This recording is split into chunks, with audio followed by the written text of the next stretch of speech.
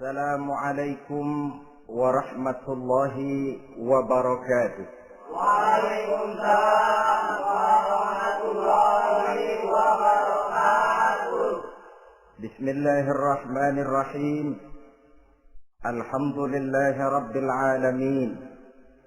Wassalatu wassalamu ala ashrafil mursalin wa ala alihi wa ashabihil mujahidin at-tahirin, amma ba'du. Saudara-saudara kaum muslimin rahimakumullah, sebagai kelanjutan dari pembicaraan kita tentang serial para nabi, maka pada pertemuan kali ini kita akan membicarakan riwayat tentang Nabi Sulaiman alaihi salam dan Ratu Balqis. Nabi Sulaiman adalah putra dari Nabi Daud alaihi salam, yang Nabi Daud ini merupakan keturunan yang ke-12 dari Nabi Yakub. Pada diri Nabi Sulaiman bertemu kebesaran dunia dan kebesaran akhirat. Ya, beliau seorang raja, ya, beliau seorang rasul, ya, beliau seorang pemimpin agama, ya, juga beliau adalah seorang pemimpin negara. Alangkah idealnya memang jikalau ulama menjadi umaro, atau jikalau umaro adalah seorang ulama. Dengan posisinya sebagai ulama, maka nilai kepemimpinannya terpelihara dari segala macam bentuk penyelewengan. Dan dengan kedudukannya sebagai umaro, dia akan lebih efektif memberikan komando kepada rakyatnya untuk hidup melaksanakan perintah-perintah Allah. Tetapi oleh karena orang yang sekaligus jadi ulama dan umaro termasuk jenis makhluk langka, maka agama hanya akan memberikan pesan agar yang bernama ulama dan umaro saling bekerja sama untuk kemaslahatan dan kemanfaatan rakyat. Ulama adalah ulama, umaro adalah umaro. Jikalau keduanya bisa berjalan dan berdampingan dengan baik, rakyat akan jadi nikmat. Tapi kalau keduanya centang perenang, tentu rakyat akan jadi kiamat adanya. Ma'asyiral muslimin rahimakumullah. Mengapa figur Nabi Sulaiman adalah figur yang bertumpu kebesaran dunia dan akhirat? Kita lihat dari sejarah bahwa Allah memberikan mukjizat kepada para rasulnya biasanya sesuai dengan kecenderungan umat yang dihadapi pada waktu itu. Umat yang dihadapi Nabi Musa alaihi salam adalah umat yang senang kepada kegagahan, suka kepada bentuk badan yang kuat. Oleh karenanya mukjizat yang diberikan Allah kepada Nabi Musa berupa kekuatan baik tongkat maupun tenaganya. Sebaliknya, umat di zaman Nabi Isa alaihi salam cenderung berbangga dengan kemahirannya di bidang ilmu kedokteran dan ketabiban. Maka mukjizat yang diberikan Allah kepada Nabi Isa adalah mukjizat yang bisa mengatasi semua itu, sehingga Nabi Isa dengan izin Allah bisa menyembuhkan orang yang kena penyakit kusta, belang, bahkan sampai bisa menghidupkan orang mati dengan izin Allah. Di zaman Nabi Muhammad sallallahu alaihi wasallam, kecenderungan umat kepada kemampuan bersyair, sehingga ketika itu yang dihargai adalah ujung tombak dan ujung pena. Ujung tombak dalam arti pahlawan perang, dan ujung pena dalam arti seniman dan penyair. Maka di antara mukjizat terbesar yang diberikan kepada Nabi adalah Al-Quranul Karim, yang keindahan gaya bahasanya tidak seorang penyair pun sanggup menandinginya. Di zaman Nabi Sulaiman alaihi salam, kebesaran dan kemegahan dunia, kekuatan dan kejayaan menjadi ukuran. Kita tahu bahwa Jalut yang dihadapi oleh Nabi Daud adalah seorang yang bertubuh besar dan gagah perkasa, yang dalam sejarah lebih kita kenal dengan nama Goliat misalnya. Maka tidak heran kalau mukjizat yang diberikan Allah kepada Nabi Musa merupakan mukjizat yang bertumpu antara kebesaran dunia dan kebesaran akhirat, sebagai raja dan juga sebagai nabi. Tetapi yang patut menjadikan pelajaran buat kita terhadap seluruh kebesaran yang diberikan itu, Nabi Sulaiman berkata, "Haza min fadli Rabbi liyabluwani aashkuru am akfur." Semua ini, kekuasaan dan kebesaranku, kejayaan dan kekayaanku adalah anugerah Tuhan untuk menguji diriku. Adakah aku menjadi bersyukur karenanya atau malah aku menjadi ingkar karenanya? Alangkah baiknya jikalau ucapan Nabi Sulaiman ini kita bisa resapi dan kita bisa terapkan dalam kehidupan ini. Seorang pedagang yang berhasil berkatalah seperti perkataan Nabi Sulaiman. Seorang pejabat dengan kedudukan tinggi berkatalah seperti perkataannya Nabi Sulaiman. Seorang ulama dengan posisi sebagai pemimpin yang non formal berkatalah seperti perkataan Nabi Sulaiman. Seluruhnya berkata, "Haza min fadli Rabbi." Seluruhnya ini adalah karunia Allah untuk menguji diriku, adakah aku bersyukur atau aku menjadi ingkar karenanya. Inilah sekelumit tentang kebesaran Nabi Sulaiman alaihi salam. Pada usia 13 tahun, beliau sudah mewarisi kerajaan ayahnya Nabi Daud dengan meninggalnya Nabi Daud alaihi salam. Dan sejak itu keistimewaan Nabi Sulaiman alaihi salam sudah nampak dalam kehidupan. Beberapa keistimewaan bisa kita catat dari pribadi Nabi Sulaiman ini. Pertama, beliau cerdik, cerdas dan bijaksana, dan tentu saja harus begitu. Kalau Rasul goblok, mana ada umat yang mau ikut. Tetapi kecerdikan dan kecerdasan serta sifat bijaksana ini nampak dari beberapa kisah yang pernah dihadapinya. Pertama, di saat beliau berumur 11 tahun, ketika itu yang menjadi raja adalah ayahnya Nabi Daud, datang mengadu seorang petani bahwa sawah ladangnya, tanaman-tanaman yang ditanamnya habis dimakan oleh binatang ternak dari tetangga di sebelahnya. Maka ia mengajukan usul agar binatang ternak yang memakan tanam-tanamannya itu diberikan saja kepadanya. Nabi Daud meluluskan permintaan petani ini, tapi Nabi Sulaiman berkata, "Ayah, maafkan saya. Kalau boleh saya mengajukan usul, jangan seluruh binatang ternak gembala itu diberikan kepada petani. Akan lebih baik kalau binatang ternak yang memakan tanam-tanamannya itu diberikan kepada si petani selama 1 tahun. Apabila ia berkembang biak, beranak, hasil susunya seluruhnya selama 1 tahun itu boleh dimanfaatkan oleh petani tadi. Dengan demikian saya rasakan ini merupakan satu yang lebih adil ketimbang yang tadi itu."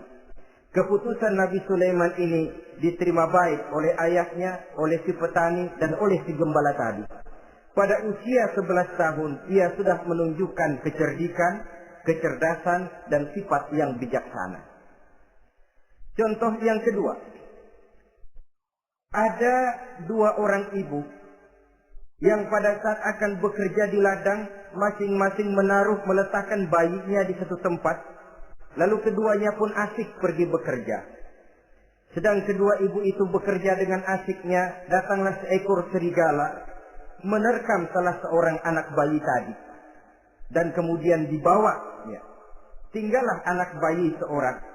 Ketika kedua ibu tadi kembali ke tempat dia meletakkan anaknya, maka keduanya lalu berebut anak yang satu itu. Jadi kasus berebut bayi rupanya memang sudah ada dari dulunya. Yang satu berkata itu anaknya, yang lain mengakui itu pun juga anaknya. Akhirnya keduanya mengadu kepada Nabi Sulaiman. Masing-masing ngotot, tidak ada yang mau mengalah. Akhirnya kata Nabi Sulaiman, "Kalau kamu berdua tidak ada yang mau mengalah, sudahlah begini saja. Berikan bayi itu kepada saya, akan saya belah 2 supaya adil. Masing-masing kamu bawa sarang sepotong." Ibu yang seorang berbinar matanya, kelihatannya gembira dengan keputusan itu. "Saya setuju Nabi Sulaiman, ini keputusan yang sangat adil. Betul, belah 2 saja bayi itu." Tapi ibu yang seorang malah berurai air matanya, membasahi pipinya. "Ya Sulaiman, daripada Tuhan belah dua anak itu, biarlah berikan saja kepada ibu yang mengaku tadi itu. Tidak sampai hati saya melihat anak yang begini ini harus menjadi korban. Biarlah dia diasuh oleh ibu yang mengakuinya tadi, asal dia tetap hidup." Nabi Sulaiman tersenyum, lalu berkata kepada ibu yang berurai air mata tadi, "Ambillah anak ini, Bu, karena ia memang benar anak ibu. Sebab sekejam-kejamnya hati seorang ibu tidak akan sampai melihat anaknya dibelah dua. Adapun engkau ibu yang gembira, engkau sesungguhnya ibu yang kurang ajar. Cuma sekedar ngaku-ngaku, buktinya anak mau dibelah dua kamu setuju. Ibu macam apa kamu anak dibelah dua setuju?" Akhirnya ibu yang satu itu menerima hukuman yang setimpal karena mengakui sesuatu yang bukan haknya. Di sini kita lihat kebijaksanaan yang dimiliki oleh Nabi Sulaiman alaihi salam. Bukti yang ketiga, pada waktu beliau mengadakan jihad fi sabilillah, beliau mengadakan mobilisasi dana. Tidak cuma manusia, binatang seluruhnya ikut memberikan sumbangan. Ketika datang gajah, gajah nyumbang kerbau. Datang kerbau, kerbau nyumbang kambing. Datang kambing, kambing nyumbang ayam. Datang ayam nyumbang burung. Datang burung nyumbang balang. Datang balang nyumbang semut. Gajah yang nyumbang kerbau melihat balang nyumbang semut ketawa. "Hei semut, balang, Nabi Sulaiman kamu berikan semut untuk apa kayak gitu kecilnya? Lihatin dong saya nyumbang kebo," kata gajah. Nabi Sulaiman tersenyum seraya bersabda, "Al-hadiyatu biqadril muhdi." Pemberian itu memang sesuai dengan kemampuan orang yang memberi. Kalau gajah nyumbang kerbau itu wajar saja. Gajah besar sumbangannya pun besar. Sebaliknya kalau balang nyumbang semut itu juga memang pantas. Balang kecil sumbangannya pun kecil. Yang tidak wajar kalau ada balang mau nyumbang kerbau, ada gajah nyumbang semut. Di sini kelihatan watak yang bijaksana dari Nabi Sulaiman alaihi salam. Ini merupakan ciri keistimewaannya. Setiap rasul dibekali dengan sifat ini yang namanya sifat fatonah. Cerdik, cerdas, dan bijaksana. Yang ini memang merupakan mukjizat. Kecerdasan seorang rasul tidak merupakan hasil sekolahan, tapi merupakan bimbingan wahyu semata-mata, dan ini yang tidak bisa ditandingi oleh manusia. Jadi jangan lalu ngambil dalih Rasul aja nggak sekolah pinter, lalu ikut nggak sekolah, ya goblok terus. Itu khususiyat kok. Sifat yang namanya fatona itu merupakan bimbingan daripada wahyu. Adapun manusia, jikalau dia mau cerdik, jikalau dia mau cerdas, jikalau dia mau bijaksana, dia harus belajar. Ia lewat bangku sekolah, ia lewat teman bergaul, ia lewat bertanya kepada orang-orang pandai, atau autodidak dengan hidup banyak membaca dari kehidupan ini. Dengan demikian nilai kecerdikan, kecerdasan, dan kebijaksanaannya akan bisa meningkat adanya. Ini keistimewaan pertama. Keistimewaan yang kedua, Nabi Sulaiman diberikan kekuasaan oleh Allah sehingga bisa menguasai angin, jin, bahkan juga mengerti segala macam bahasa binatang. Menguasai angin, beliau bisa menundukkan angin ribut dan memerintahkannya angin itu. Dalam surah Al-Anbiya ayat 81 kita temukan, "Wali Sulaiman ar-riha asifatan tajri bi amrihi ila al-ardi allati barakna fiha." Dan bagi Sulaiman, ia mampu menundukkan angin ribut yang bertiup menurut perintahnya ke permukaan bumi yang kami berkahi di dalamnya. Menguasai angin, barangkali istilah sekarangnya, memahami betul meteorologi. Itu sebabnya mukjizat hanya diberikan kepada Rasul, orang yang jiwanya sudah stabil. Coba kalau potongan kita diberikan keistimewaan bisa ngatur angin, saban sehari main angin. Gak boleh ada orang kita kesel sama orang, undang angin, hantam saja. Maka mukjizat semacam ini hanya diberikan kepada orang yang jiwanya sudah stabil. Ada satu cerita, namanya juga cerita, tapi kebenarannya mendekati. Seorang wali di tanah Jawa sholat Jumat di Masjidil Haram di Mekah itu. Namanya wali kalau di Jawa kan pakai belangkon. Dia sembahyang di Masjidil Haram. Ini ada orang Arab usil, tumben ngelihat belangkon. Ini apa di tengah masjid? Dia tepak belangkon itu, miring di atas kepala. Begitu belangkonnya miring, tanah kayaknya ikut miring. Sehingga penduduk heran, ini apa tanah jadi miring begini? Lalu ada seorang wali juga yang alim dan mengerti, lihat-lihat di tengah Masjidil Haram ada belangkon miring di atas kepala. Jangan-jangan ini sebabnya ini. Dia samperin, dia dandanin lagi tuh belangkon rata, tanah kelihatannya kayak rata lagi.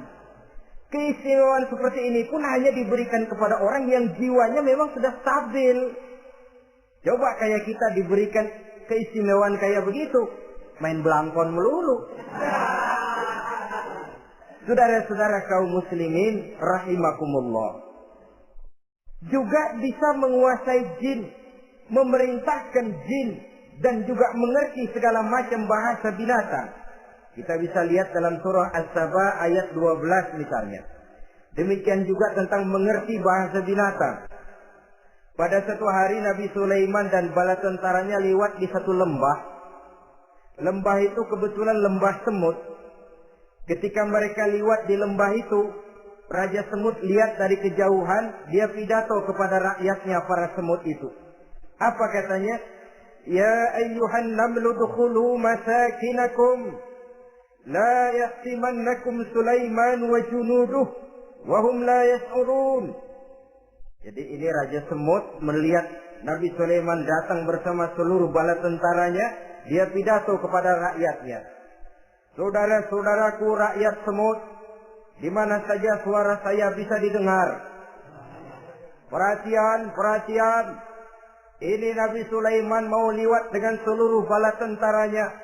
Kamu semua supaya masuk ke dalam lubang kamu masing-masing. Sebab kalau kamu nggak masuk ke lubangmu masing-masing, akan diinjak oleh Sulaiman dan bala tentaranya. Sedangkan mereka tidak tahu kalau kamu kena injak. Masuklah semut itu seluruhnya ke dalam lubangnya masing-masing. Nabi Sulaiman senyum. Fatabassama dhahikan min qawliha. Mendengar ucapan Raja Semut ini, Nabi Sulaiman tersenyum. Lalu berkata, apa katanya? Rabbi auzi'ni an ashkura ni'mataka allati an'amta alayya wa ala walidayya wa an a'mala salihan tardahu wa adkhilni birahmatika fi ibadika salihin. Satu pengakuan yang tulus yang jauh dari watak kesombongan. Mendengar Raja Semut berkata semacam itu, beliau senyum lalu berkata, wahai Allah, tetapkan kiranya hati saya ini untuk selalu bersyukur terhadap nikmat yang Engkau karuniakan kepada saya. Karena nikmat yang Engkau berikan kepadaku, saya mengerti bahasa binatang. Karena mengerti bahasa binatang, saya mengerti seruan Raja Semut itu. Tetapkan saya untuk selalu bersyukur ya Allah atas nikmat yang Engkau berikan ini, atas nikmat yang Engkau berikan kepada kedua orang tua saya. Dan tetapkan saya untuk selalu melakukan amal soleh yang Engkau ridhoi. Dan masukkan saya ke dalam golongan hamba-hambamu yang soleh. Satu pengakuan yang tulus, yang jauh dari sifat kesombongan. Mungkin kalau sombong yang lahir, begitu dengar Nabi Sulaiman bahwa semut ngomong begitu, beliau akan berkata, iya masuk ke buruan. Tapi kan tidak. Malah beliau perintahkan bala tentaranya, pasukan berhenti. Ada apa Nabi Sulaiman? Di depan kita ada kerajaan semut. Mereka lagi kocar-kacir masuk ke sarangnya masing-masing. Tunggu sampai mereka masuk dan kita bisa lewat dengan aman tanpa harus menginjak-injak mereka. Bala tentaranya di-stop dan berhenti. Ternyata kebesarannya tidak menyebabkan ia lalu memandang remeh sampai kepada makhluk yang bernama semut sekalipun. Masih tetap dihargainya sebagai makhluk dari Allah Subhanahu wa ta'ala. Sesuatu yang perlu menjadi contoh kita semua. Sebab orang bilang kadang kacang sering lupa akan kulitnya. Kadang posisi kita yang tinggi menyebabkan kita lupa dari mana kita berasal. Kadang harta yang kita miliki menyebabkan kita lengah dari mana kita datang.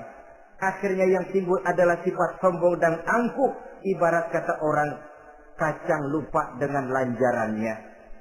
Ma'asyiral muslimin rahimakumullah. Ini kebesaran dan keistimewaan yang diberikan Allah kepada Nabi Sulaiman alaihi salam. Apa yang perlu kita jadikan tamsil dan ibarat dari kebesaran ini? Saudara-saudara kaum muslimin rahimakumullah.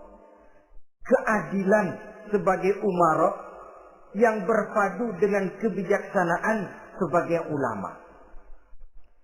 Satu hari seorang sahabat bertanya kepada Rasulullah sallallahu alaihi wasallam, "Ya Rasul, kalau pada satu saat ajal merenggut Tuhan berlalu meninggalkan kami sekalian, kita berpisah untuk selamanya ya Rasul.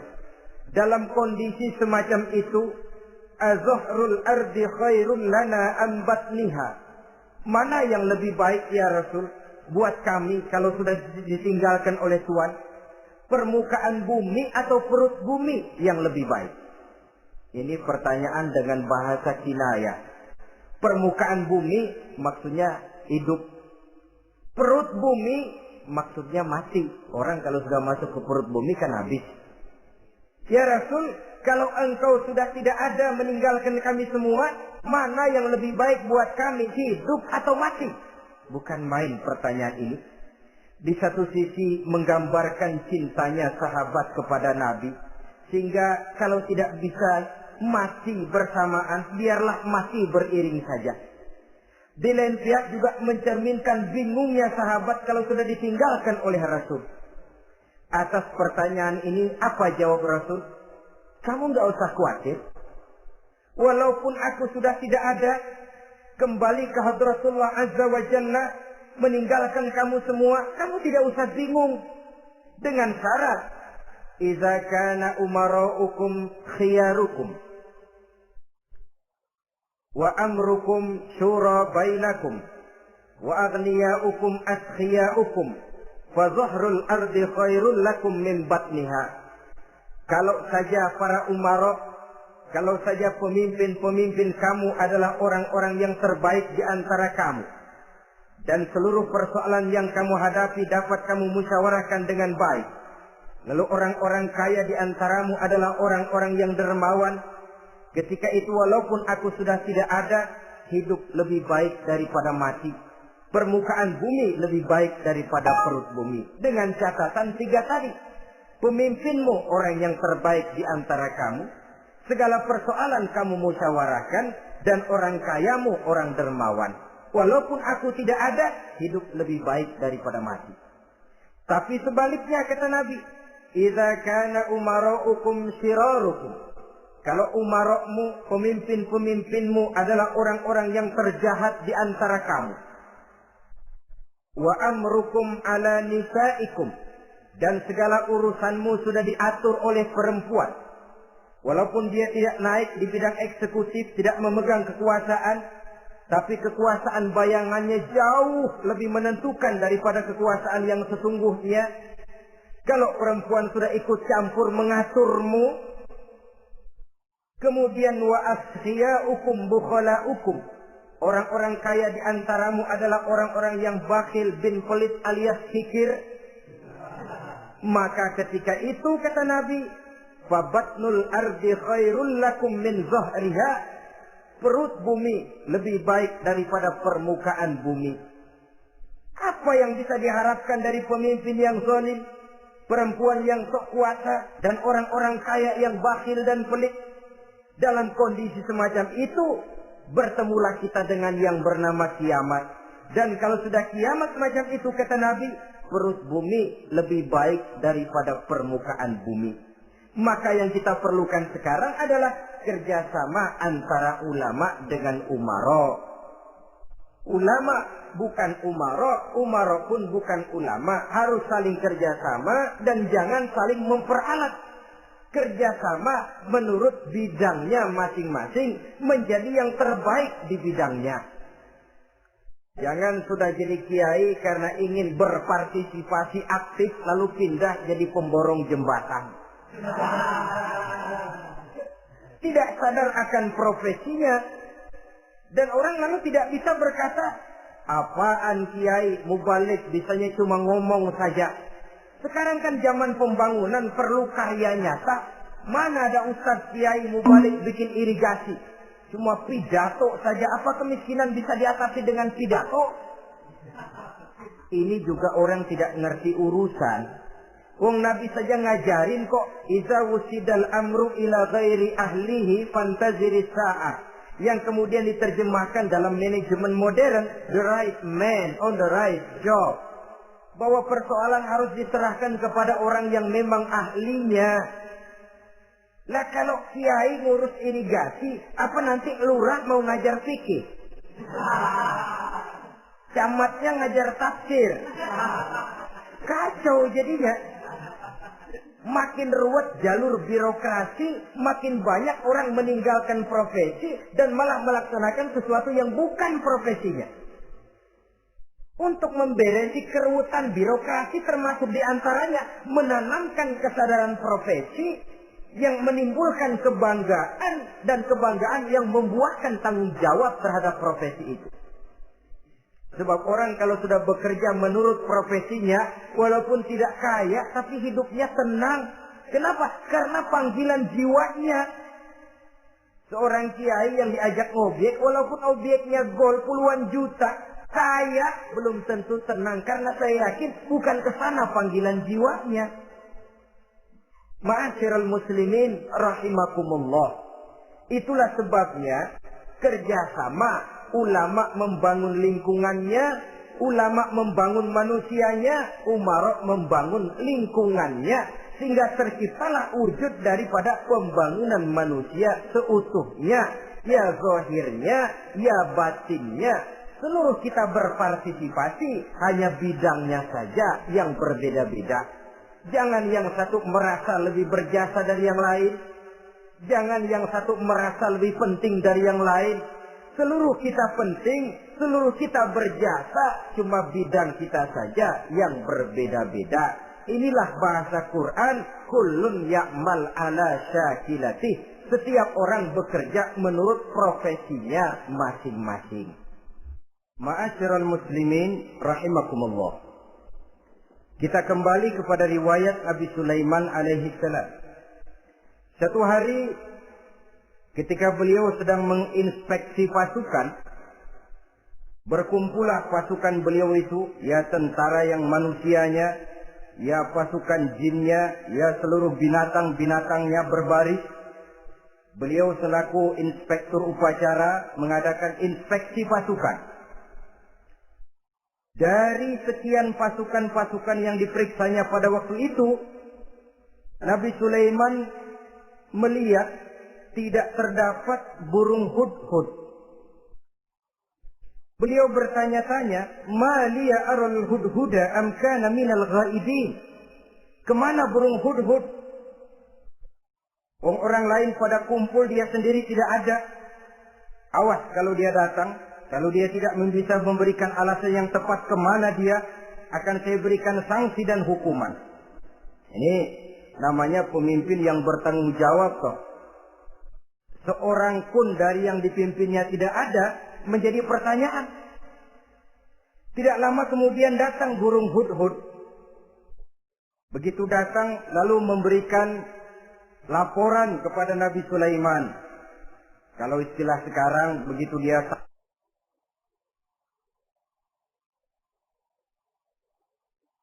sampai berdiri hormat, lapor, kata hudhud ini.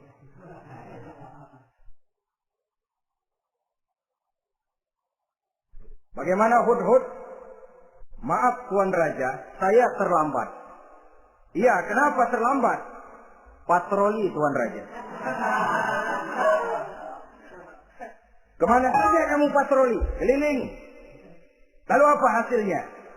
Inni wajadtu mar'atan tamlikuhum wa utiyat min kulli syai'in wa laha arsun azim. Saya baru berpatroli ke satu negara yang bernama Sabah, Tuan Raja. Sabah, saudara tahu Sabah? Di mana itu? Dekat ibu kota Yaman sekarang. Di sana Tuan Raja, kata Hudhud ini, wajadtum ra'atan tamlikuhum. Yang jadi raja perempuan. Kalau tuan raja besar, tuan orang laki. Ayah tuan raja besar, Nabi Daud, laki. Ini mah model tuan raja. Orangnya rajanya raja besar, tapi perempuan. Tumben saya ngelihat ada raja perempuan. Kerajaannya begitu besar. Begitu. Iya. Lalu dia jadi raja bagaimana? Dia mewarisi kerajaan ayahnya Sri Baginda Raja Sarahil. Ketika ayahnya wafat, dia naik. Walaha arsun azim. Singgasananya besar, bagus, antik tuan raja.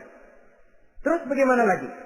Wajadtuha wa qaumaha yasjuduna lisyamsi min dunillah. Yang jadi pikiran saya tuan raja, dengan kekuasaan yang besar, mereka itu seluruhnya, seluruh bala tentaranya dan kaumnya, yasjuduna lisyamsi. Mereka menyembah matahari, bukan menyembah Allah. Mendengar ini Nabi Sulaiman tergerak hatinya. Waktu mendengar rajanya perempuan, kekuasaannya besar, belum tergerak. Tapi ketika sampai kepada yasjuduna lisyamsi, mereka sujud kepada matahari, di situ pribadi seorang rasulnya tergerak. Siapa nama ratu itu? Namanya Ratu Balkis tuan raja. Begini Hudhud, laporan kamu saya terima. Alasan kamu datang terlambat bisa dipertanggungjawabkan. Kamu tidak kena hukuman. Cuma begini saja Hudhud, karena kamu yang laporan, kamu yang tahu lokasi negaranya, kamu yang harus melaksanakan tugas ini. Apa tuan raja? Idhab bi kitabi hadza fa'alqih ilaihim. Kamu berangkat lagi ke negeri Sabah, bawa surat saya, berikan kepada mereka. Thumma tawalla anhum. Kemudian kamu berpaling dari mereka, tapi jangan pulang. Fanzur madza yarji'un. Lihat apa reaksi mereka setelah menerima surat ini. Baik tuan raja, baik. Nabi Sulaiman menulis sepucuk surat kepada Ratu Balkis, dan surat itu dibawa oleh burung Hudhud tadi. Terbanglah si burung Hudhud ini ke negeri Sabah, masuk ke istana Ratu Balkis, dan surat itu jatuh di kamar Ratu Balkis. Diambil surat tadi, kemudian dibaca. Apa isi suratnya? Innahu min Sulaiman, wa innahu bismillahirrahmanirrahim. Alla ta'lu alayya wa'tuni muslimin. Surat ini dari Sulaiman. Bismillahirrahmanirrahim. Jangan kamu merasa lebih tinggi dari aku. Datanglah kepadaku dan masuk ke dalam agama Islam. Suratnya singkat, padat, ultimatum. Jadi enggak pakai bahasa kembang, enggak pakai bahasa basi, langsung kepada isi. Surat ini dari Sulaiman. Bismillahirrahmanirrahim. Jangan kamu merasa lebih tinggi dari aku. Datanglah kepadaku dan masuklah ke dalam agama Islam. Ini yang disebut dakwah langsung tanpa pakai kembang. Saudara-saudara, menerima surat semacam ini, Ratu Balkis lalu ngumpulin para pembantu kerajaan, aparat pemerintah lah zaman sekarang. Termasuk menteri-menteri dipanggil sidang darurat di istana Ratu Balkis, membahas datangnya surat dari Nabi Sulaiman alaihissalam. Tuan-tuan para menteri, bagaimana Sri Ratu? Saya dapat surat. Dari mana? Dari Sulaiman. Katanya apa? Jangan kamu merasa lebih hebat dan lebih tinggi dariku. Datanglah kemari dan masuklah ke dalam agama Islam. Menurut pendapat tuan-tuan menteri, bagaimana surat ini? Apa kita penuhin permintaannya? Kita datang rame-rame masuk Islam? Oh, kata menteri, jangan dulu tuanku, gengsi dong. Kita ini kan kerajaan besar, tentara kita gagah, masa mau menyerah tanpa syarat? Soal nanti kita kalah atau menang itu soal lain, Tuan Perdana Menteri, Tuan Ratu. Tapi bahwa kita punya harga diri itu harus kita tunjukkan lebih dulu. Jadi menurut Tuan Menteri bagaimana? Kami sih nunggu komando Tuan Putri saja. Artinya, kalau boleh, perang saja. Cuma mau duluin, takut dikira nyelongcong. Kami sih gimana komando Tuan Ratu saja. Tuan komandokan berangkat, kami segera berangkat. Terserah Tuan Putri, kami seluruhnya loyal, taat dan setia menunggu titah dari Sri Paduka Ratu. Terima kasih para menteriku. Soal kesetiaanmu saya tidak meragukan. Tapi perang dimanapun selalu membawa kerugian. Kita menang rugi, tentu jatuh korban. Apalagi kalau kita kalah. Dan raja-raja yang mengalahkan negeri-negeri lain selalu membawa kehinaan kepada negeri yang dikalahkannya. Jadi bagaimana? Sekarang begini saja. Kita ambil jalan tengah. Lalu diplomasi dulu. Diplomasi macam apa Tuan Ratu? Kita kirim utusan kepada Nabi Sulaiman. Dari sana nanti kita lihat reaksinya. Saya memang selama ini sudah dengar siapa itu Nabi Sulaiman. Katanya orang yang masih muda, masih bujangan, bijaksana, kekuasaannya besar, tentaranya hebat. Cuma kan baru berita, kita cek. Jadi diplomasi macam apa Tuan Ratu? Kita kirim utusan kepada Raja Sulaiman. Kita bawakan hadiah-hadiahnya. Yang mahal-mahal, mewah-mewah, menarik. Pokoknya yang terbaik di negeri kita, berikan kepadanya. Lihat reaksinya. Kalau dia tergiur dengan hadiah itu, dia raja. Bukan nabi. Tapi kalau dia menolak hadiah itu, dia memang nabi. Dan apa reaksi kita nanti tergantung sikap Nabi Sulaiman. Aha, kalau begitu setujulah Ratu. Itu memang bijaksana. Diplomasi dulu. Iya, jangan datang-datang main perang aja loh. Perang sih gampang. Tapi ini kan ada meja perundingan. Sepanjang masih kita bisa menempuh jalan damai, damai saja dulu. Baik. Maka diaturlah satu barisan diplomasi untuk menuju Palestina, kerajaan Nabi Sulaiman alaihi salam. Rombongan terdiri dari 500 orang laki-laki dan 500 orang perempuan. Yang laki ganteng, yang perempuan cantik. Yang laki dikendarai dengan kuda-kuda pilihan dan yang perempuan dikendarai dengan keledai-keledai pilihan. Kuda dan keledai pun dihiasi begitu rupa. Pelanaknya yang terbagus dilapis dengan sutra. Sedangkan bawaan-bawaannya tidak lain daripada intan, berlian, mutiara, jamrud, yakut, kesturi yang dilapis dengan sutra tenun yang asli. Pendeknya hadiah yang serba wah. Dan rombongan ini dipimpin oleh seorang diplomat ulung dari negeri Sabah bernama Munzir bin Amru. Ini ahli diplomasi dari negeri Sabah. Dipesanlah oleh Ratu Balqis, kalau datang nanti kamu ke negeri Sulaiman, sikapmu harus begini, begini, dan segala macam. Ditatar dulu. So, ini mau diplomasi tingkat tinggi. Baik, Sri Ratu. Nah, sudah mendengar perundingan ini, burung hudhud pulang ke negeri Nabi Sulaiman. Apel lagi, lapor Tuan Raja. Bagaimana hudhud? Sikapnya mereka akan mengutus utusan dengan membawa berbagai macam hadiah untuk datang ke negeri kita. Baik. Nabi Sulaiman kumpulkan tentaranya, terutama para jin. Hei tentaraku, khususnya kalian para jin, akan datang rombongan tamu besar ke negeri kita. Maka mulai saat ini saya komandokan, kamu bangun satu istana yang megah, yang belum pernah ada dalam waktu yang relatif singkat.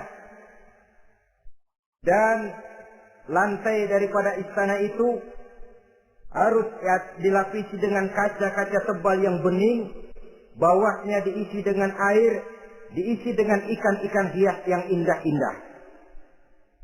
Baik Tuan Raja, maka tentara Nabi Sulaiman sejak manusia sampai binatang sampai jin, semuanya kerja bakti membangun istana yang megah.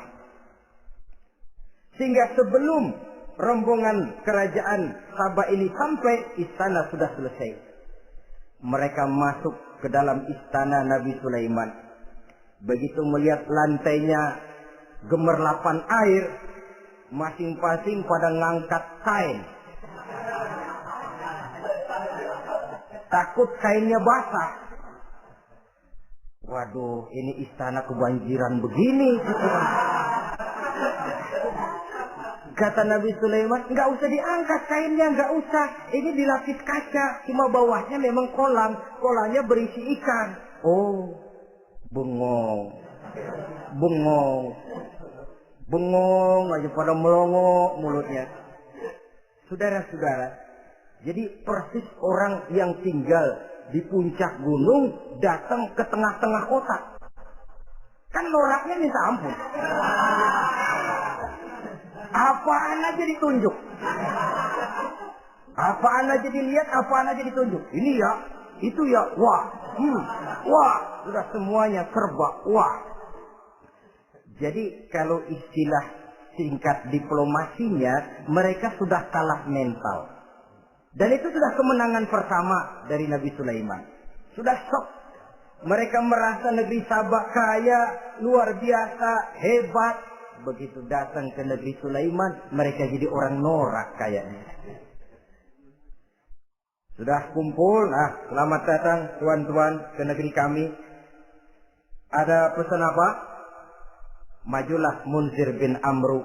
Tuan Sulaiman, bagaimana? Kami diutus oleh Sri Baginda Ratu Balqis untuk menyampaikan hadiah-hadiah yang kami bawa ini.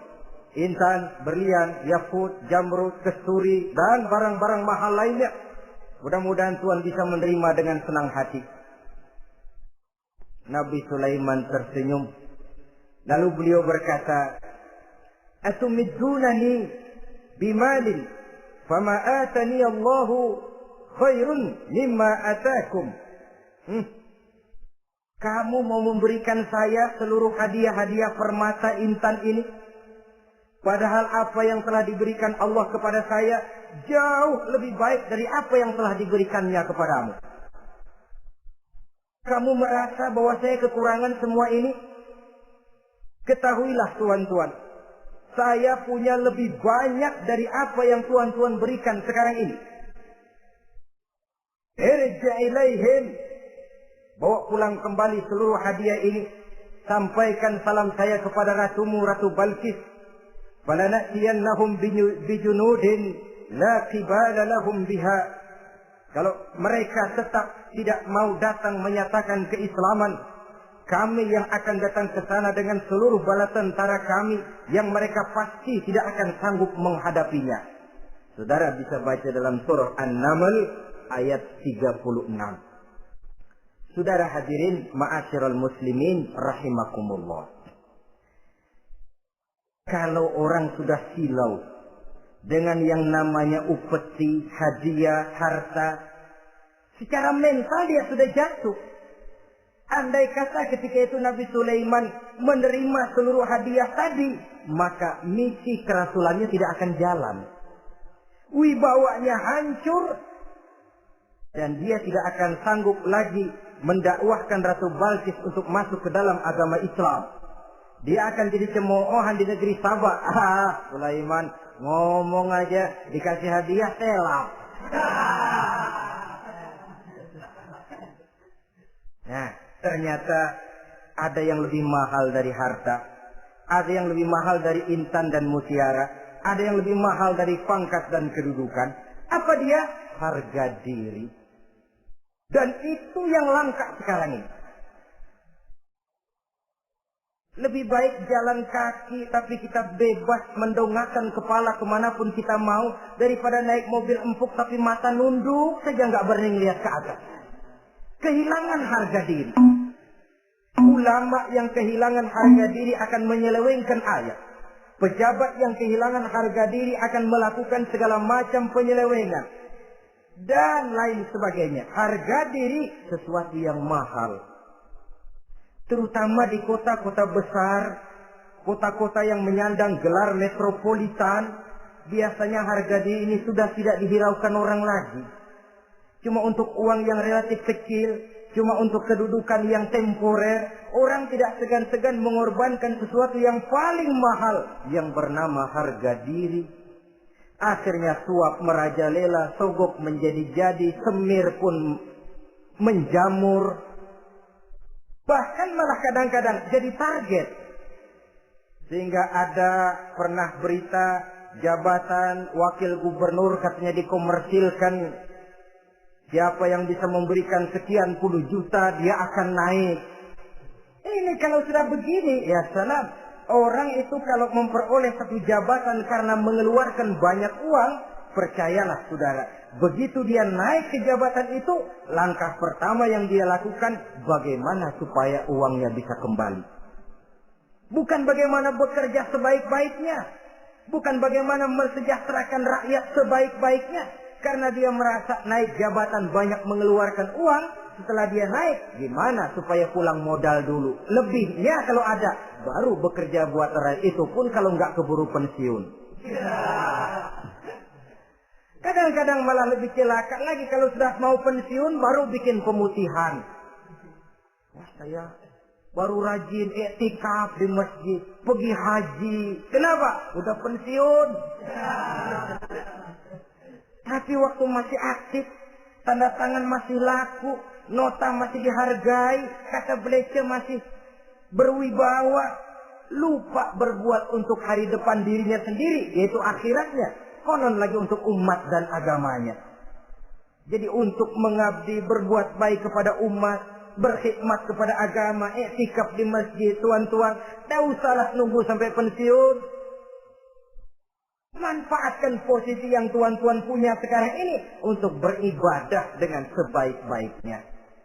Itu pun masih bersyukur, masih bisa mengadakan pemutihan daripada tidak sama sekali. Cuma alangkah akan lebih efektifnya lagi kalau itu diawali pada saat kita masih mempunyai posisi kunci.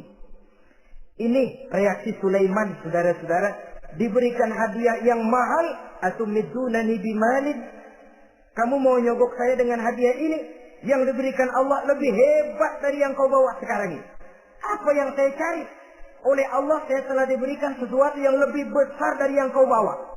Sudah, bawa pulang saja. Sampaikan salam kepada Rasul.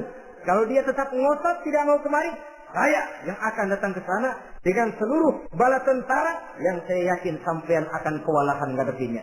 Pulang, sampaikan salam saya, bawa seluruh hartamu. Diplomasi tahap pertama menang total. Utusan Raja Sabah sudah kalah mental, kalah juga fisik. Pulanglah mereka dengan membawa kembali seluruh hadiah yang mereka ingin sampaikan tadi. Bisa dibayangkan mentalnya, ya. Sama juga kita sudah punya niat ingin menyogok seseorang, tahu-tahu yang mau disogok nggak nerima, pulang kayaknya muka kan belipat. Sulit ketemu orang. Jadi perasaan kita orang pada ngetawain aja. Padahal orang mah nggak tahu persoalannya. Itu sikap mental sendiri itu. Jadi memang saudara-saudara ini berkaitan. Walaupun yang mau nyogok banyak, kalau yang disogok nggak mau, nggak jadi. Walaupun ada yang minta disogok, kalau yang mau nyogok nggak ada, juga nggak nyetel. Nah ini nyetel, yang mau nyogok banyak, yang disogok pun ada. Jadilah perbuatan itu. Ma'asyiral muslimin rahimakumullah. Sampai mereka di kerajaan Sabah, mereka ceritakan itu, Ratu Balkis bengong. Ternyata yang saya dengar selama ini memang benar rupanya. Sulaiman bukan cuma raja, tapi juga rasul. Bukan cuma pemimpin negara, tapi juga pemimpin agama. Lalu bagaimana jadi ratu? biar saya pikir-pikir dulu. Pikir. Bagaimana ya? Sudahlah, begini saja. Kita sekarang berangkat ke negeri Nabi Sulaiman. Saya yang akan langsung memimpin rombongan. Ada dua tujuan Ratu Balqis sebenarnya. Tujuan pertama ingin melihat dengan mata kepala sendiri kebesaran Sulaiman yang selama ini dia cuma dengar beritanya saja. Yang kedua, ada udang di balik batu. Kalau setelah Nabi Sulaiman nanti melihat kecantikan Ratu Balqis ini, dia bisa fly. Nah, istilah anak sekarang, dia bisa fly.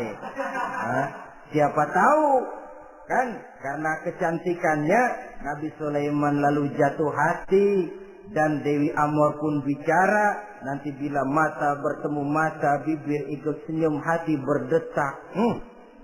Maka terjadilah magnet-magnet saling bersentuhan, percintaan tingkat tinggi.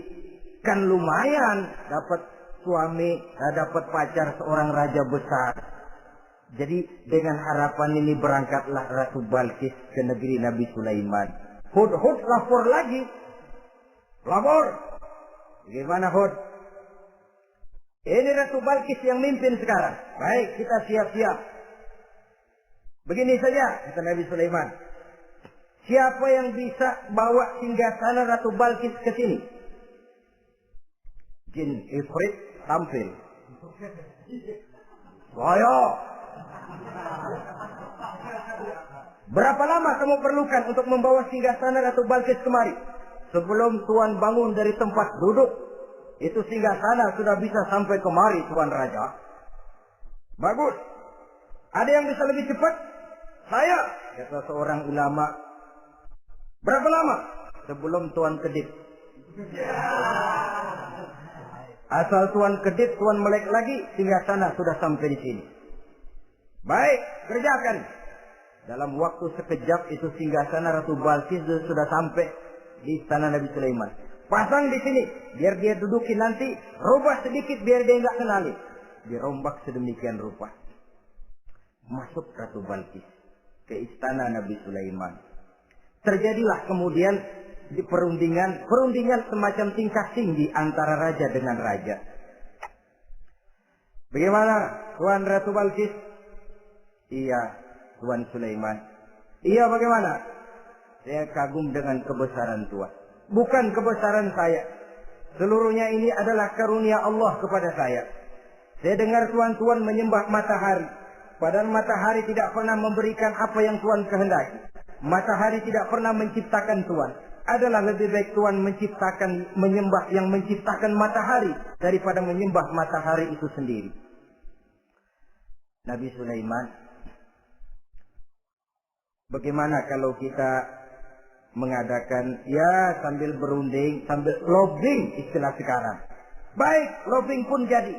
Berjalanlah meninjau seluruh pelosok istana Nabi Sulaiman alaihissalam. Seperti halnya bala tentaranya, Ratu Balqis juga sampai di lantai kaca, angkat kain. Kata Nabi Sulaiman, jangan diangkat tuh kain. Ini bukan air, istana kaca. Bukan main kebesaran kamu. Melihat begitu kebesaran Nabi Sulaiman, Ratu Balqis yang niatnya sementara mau melontarkan diplomasi asmara, lupa. Lalu apa katanya? Rabbi inni zalamtu nafsi. Ya Allah, selama ini saya benar-benar telah zalim kepada diri saya.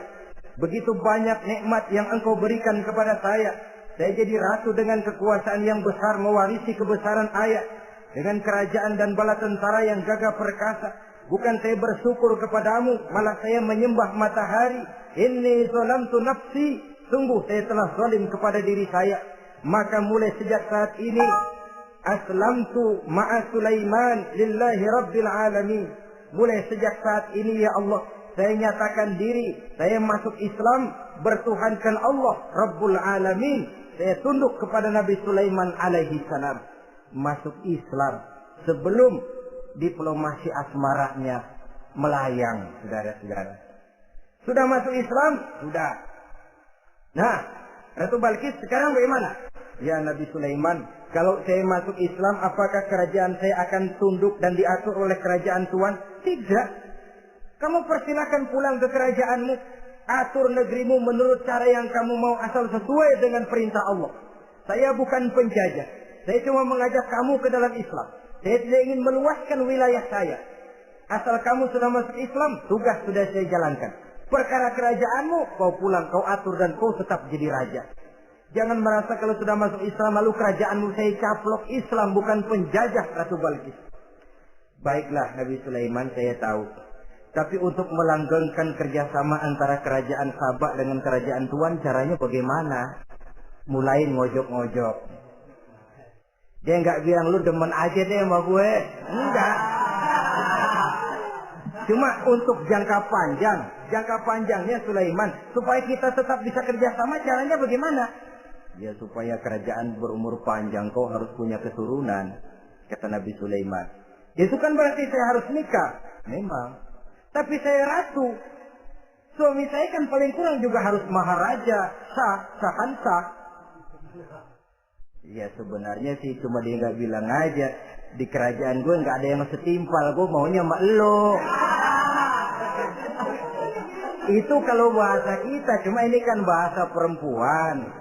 Perempuan kan paling pintar nahan perasaan. Nggak kayak orang laki kalau lagi mabuk cinta teler. Sama siapa aja dia cerita. Gue kan lagi demen sama si Ano. Lain sama perempuan, dia paling bisa jaga perasaan. Saya kalau begitu, saya harus kawin dengan maharaja. Ya kamu tinggal pilih saja, kata Nabi Sulaiman. Nabi Sulaiman, ini Perdana Menteri kalau udah pada mesem-mesem, udah paham ke arah mana maksudnya. Bagaimana kalau kita kukuhkan saja dua kerajaan ini, Nabi Sulaiman? Saya pun setuju kalau itu kamu mau. Wah, ini Perdana Menteri takbir semua. Allahu Akbar, Alhamdulillah. Sampai akhirnya Nabi Sulaiman pun menikah dengan Ratu Balkis. Bergabunglah dua kerajaan besar itu. Saudara-saudara kaum muslimin rahimakumullah. Kemudian setelah bertahun Nabi Sulaiman wafat. Tidak seorang pun tahu karena beliau wafat sedang pegangan tongkat. Ketika tongkat dimakanin rayap, rapuh, baru beliau jatuh. Orang tahu kalau Nabi Sulaiman sudah wafat. Menurut riwayat beliau wafat itu sedang sholat. Karena sholat Nabi Sulaiman cuma diri saja. Tidak pakai ruku dan sujud. Menurut riwayat lain beliau sedang memandori jin dan tentaranya yang sedang kerja. Begitulah wafat beliau. Kita bisa baca dalam surah Saba ayat ke-14. Setelah beliau wafat, Palestina diserbu oleh Raja Bukhtanasor atau Raja Nebukadnezar. Seluruh kebesaran Sulaiman di bumi hanguskan, istananya dihancurkan, intan permata dan kekayaan beliau dirampok, dan tinggallah kebesaran Sulaiman cuma legenda saja yang kita kenal dengan istilah Haikal Sulaiman. Legenda, riwayat-riwayat yang sampai sekarang ini masih bisa kita telusuri kebenarannya. Saudara-saudara, inilah pertemuan yang singkat ini. Walaupun serba singkat, mudah-mudahan ada manfaatnya. Dengan kesimpulan, seluruh anugerah yang ada pada kita hakikatnya karunia Allah. Marilah kita menjadi orang yang pandai bersyukur atas anugerah itu. Terima kasih atas segala perhatian. Mohon maaf atas segala kekurangan. Usikum wa nafsi bitaqwallah. Wassalamualaikum warahmatullahi wabarakatuh. Waalaikumsalam.